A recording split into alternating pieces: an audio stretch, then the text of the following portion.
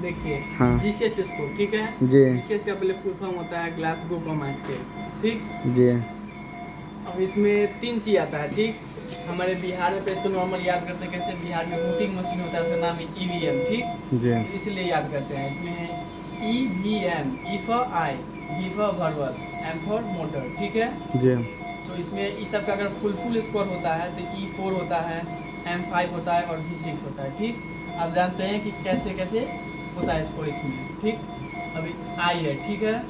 आई में अगर 1 है, नो रिस्पॉन्स, अगर पेशेंट कोई सो रहा है, डेथ है या फुली सेडेटिव पेशेंट सेडेशन में है, पेशेंट कुछ भी नहीं कर रहा है, नील है, तो उसमें 0 नहीं देना है।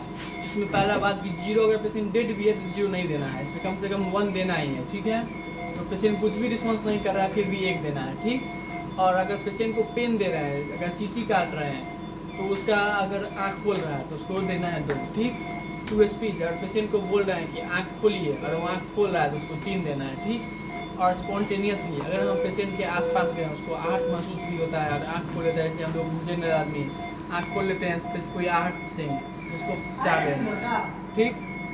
और वर्बल, ठीक है। वर्बल में नो रिस्पॉन्स, अगर वर्बल में वो कुछ नहीं बोल रहा है तो उसको भी 1 देना है, ठीक। और इनकॉम्प्रिहेंसिबल सा, अगर होता है पेशेंट से कभी कभी वो करते रहता है तो उसको 2 देना है, ठीक। और इनएप्रोप्रिएट वर्ड्स, पेशेंट अगर गाली बक रहा है या कुछ भी बोल रहा है अपने मन से तो उसको 3 देना है, ठीक। और 4 कंफ्यूज, जैसे पेशेंट को हॉस्पिटल में अब बोला कि अपने घर पे है, कंफ्यूज है वो कहाँ है, उसको 4 देना है, ठीक। और पेशेंट 5 एकदम उसको, जो पेशेंट ओरिएंटेड रहेगा। अब ओरिएंटेड मीनिंग क्या हुआ, तो ओरिएंटेड मीन्स हुआ टाइम, पर्सन एंड प्लेस। जो पेशेंट जिसको पता हो कि टाइम, पर्सन और प्लेस से उसको नॉलेज मतलब पता हो, जैसे टाइम उसको पता हो दिन है या रात है, ठीक है।